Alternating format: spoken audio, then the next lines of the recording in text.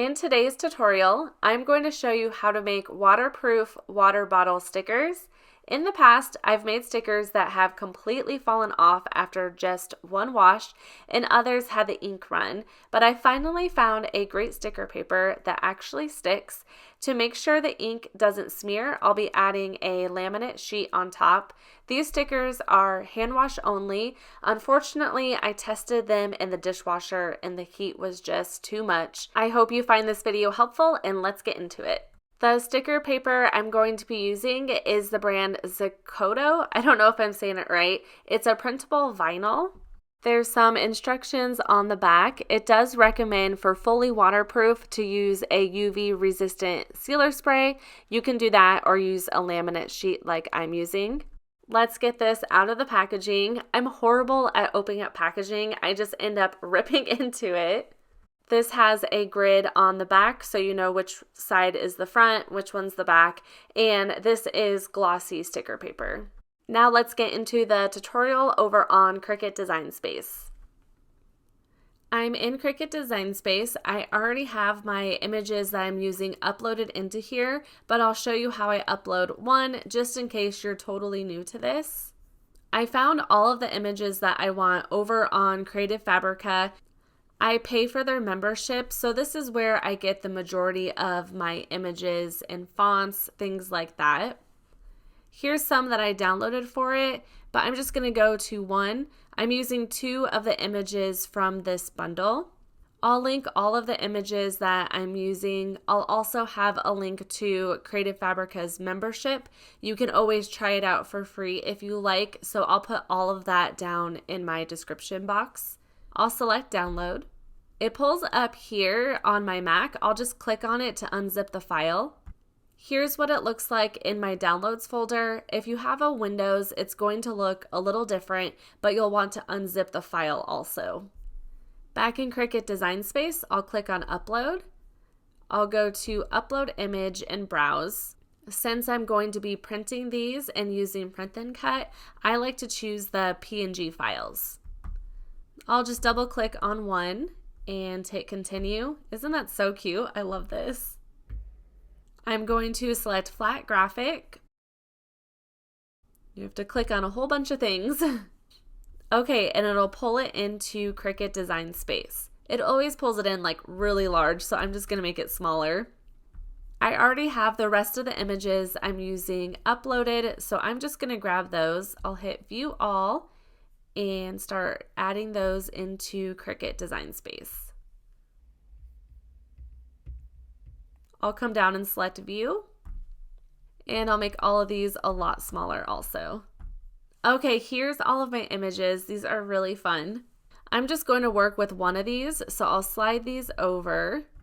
In this video, I'm going to be using the Create Sticker button. That is for only Cricut Access users though, so I will also show an example of using the Offset button. I do have a full tutorial using that, and I can leave a link in the description box down below. When making stickers, you don't want the Cricut to cut along all of these lines. It won't stay together and it just won't work. So you need a solid background behind the image. Like I said, I'll show you a quick example with the offset tool, then I'll go into showing the Create Sticker button. I'll click offset. It comes up with a little slider. You can make it bigger. I obviously like to make it not too big because I don't want it to be too noticeable, so not that. I'm gonna bring it down here. That looks pretty good. I'll hit apply. It doesn't always fully shade everything in, so you can see there's 2 pieces here. To fix that, you'll use the contour button. As you can see, it is grayed out. That's because it's set to a print and cut. You need to change it to a basic cut. You can see it appears. Now what you'll do is hide all contours. It will automatically keep the top one, which is actually the one that you want. So that's great. I'll hit the X button. I'll bring this back over. I'm going to highlight over both. I'll click Align Center. Also, I like to do white for my stickers, so I'll click on the gray offset layer. I'll come up here and switch it to white.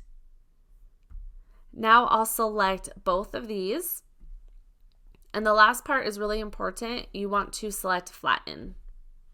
Let me switch my canvas to a different color so it's easier to see this.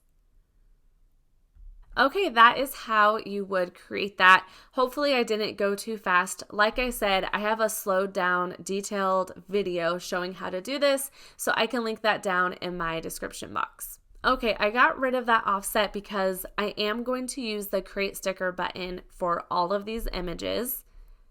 So I'll start with this one again. I'll go up to create sticker. I prefer to use the Kiss Cut option. It makes it easier to peel away the stickers. I'll click on border and select custom. This is basically our offset tool. You can see it right here. I am going to make it smaller. I'm also going to look at the size. It's 0.09. I'm going to make the rest of the stickers that same size. I want it white. I also want a die cut edge, so I'm going to select that. With this die cut edge, the Cricut machine will cut this outer layer all the way through the backing, but it'll cut this inner layer just through the top piece, like the sticky sheet, but not the backing. What's really nice about that is it will cut these stickers all the way out, but it'll give you this little edge to be able to easily peel the sticker off. I'll hit apply, and that looks great for the first one. I'm going to grab my next one. I will select Kiss Cut again.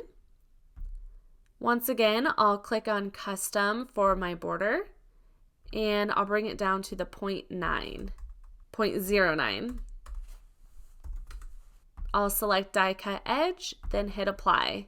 It's kind of amazing how easy the edit sticker is. It really stinks that you have to pay for Cricut access for it, but it is really great. Now I'm just gonna go through and do the rest of these. You can see with the 0.9, it's a little weird right here, so I'm gonna raise it up just a tiny bit to get rid of that. There we go.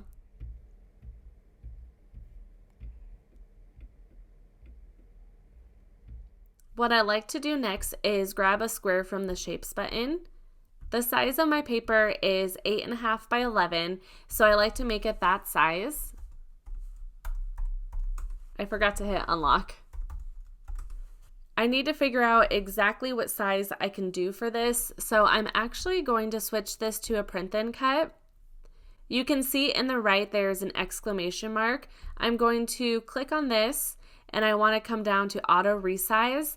The biggest size it's going to be is 6.76 by 8.75 inches.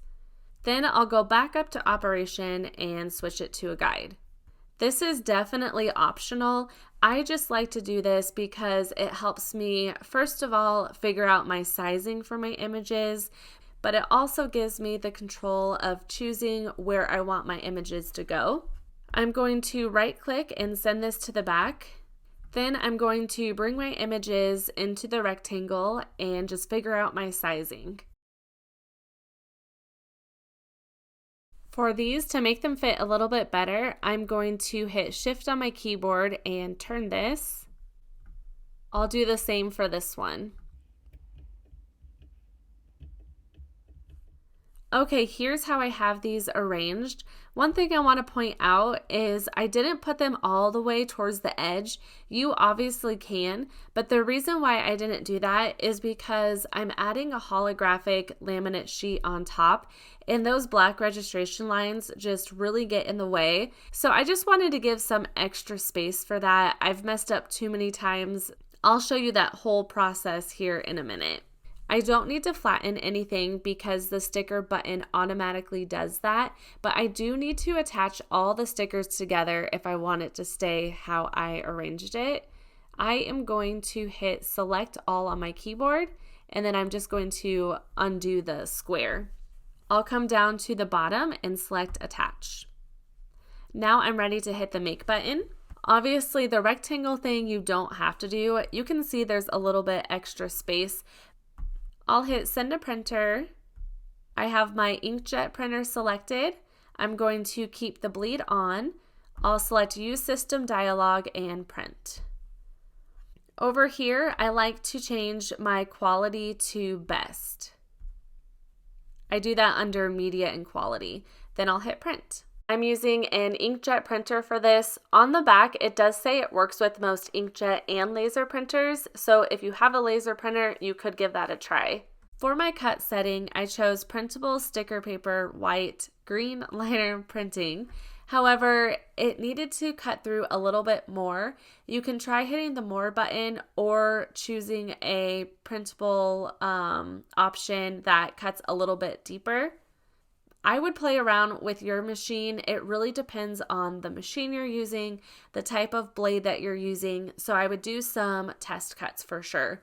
I'll head over to my Cricut and show you how to cut this out. My next step is to add a laminate sheet. My camera was blurry, but thankfully I filmed all of this on my phone. First, I'm going to cut my laminate sheet down to fit inside the black registration lines. The grid on the back is really nice because it helps me cut it straight. Now I'm cutting the other side. I make sure it's covering my entire image, but I also don't want it too close to that black registration line. The holographic sheet can't go right up against that black line. The Cricut needs white space on both sides of that black line. To easily line this up, I bend back just a little bit of the backing. By doing that, I'm able to lay almost the entire holographic sheet on the paper, and I can line it up exactly where I want it. Once it's lined up, I can press the sticky side down. Then I grab my squeegee. The key here is to have the one with the felt side, and I just press up against that backing. I used to have bubbles like crazy on my laminate sheets, but once I started using the felt on the squeegee, I have had 0 bubbles. We're finally back to a bigger screen. I placed this in the upper left-hand corner of my Cricut cutting mat. Then I use a brayer tool to make sure it's pressed down really well. I load it into the Cricut machine and it will read the registration lines. If you take a look at my holographic sheet, you can see I left a little bit of white on the inside of those lines. The Cricut will cut out the inner kiss cut edge first, then it will go back and do the outer die cut edge. With the die cut edge, I should have been able just to remove that excess paper without those stickers staying in it. As you can see, I'm still able to go in and get those out of there, but that was not the best setting. I might have been able to just select more, but like I said, play around with it. You do want it to cut okay because it can affect the stickers. Here's a quick look at these again. The laminate sheet makes it so pretty on top. It gives it a nice little shimmer. I forgot to show what paper I'm using for that. I'm using Tech Wrap Craft, and I will link that down in the description box as well. Now it's time to add it to a water bottle. I'm using my son's water bottle that he had for school at one point, and he did have some stickers on it and I had to remove it. You can see some of that residue on there. I couldn't fully get it off, so I found one random spot that didn't have any residue on it that I'm going to stick the sticker to. I'm using rubbing alcohol. You want to make sure to do this so the stickers have a nice clean spot to stick to. Of course, it's blurry again on my camera, but I'll show you on my phone. The kiss cut is nice because there's an edge that you can grip onto and easily peel away that sticker. Now I'm ready to add the sticker to my water bottle. My sizing for the stickers is about 2 to 3 inches for the height. You don't want it too big because when you put it on a rounded surface, it could easily crease. I waited 24 hours, and here's the next day where I am washing it. I'm using some Dawn dish soap over it as well. I'll dry it off and show you how it looks. As you can see, it did not lift up or pick up at all, which is really exciting. Here's another 24 hours. I put quite a bit more dish soap on it, and I do have my water set to warm. I probably wouldn't have it like scalding hot. My sink water can get super hot just because I know it did pick up in the dishwasher. It's looking great, not picking up at all. Here's the third day, and I'm laughing because I have a snake plant in the kitchen and I didn't even plan that with the sticker being a snake plant as well. After the third day of washing, it looks so great and it's not coming off at all. I was only able to test wash it for 3 days, but it's looking great. That is it for the video. I hope you enjoyed it. If you have any questions, let me know in the comments down below. I'll have all the links for the products in the description box.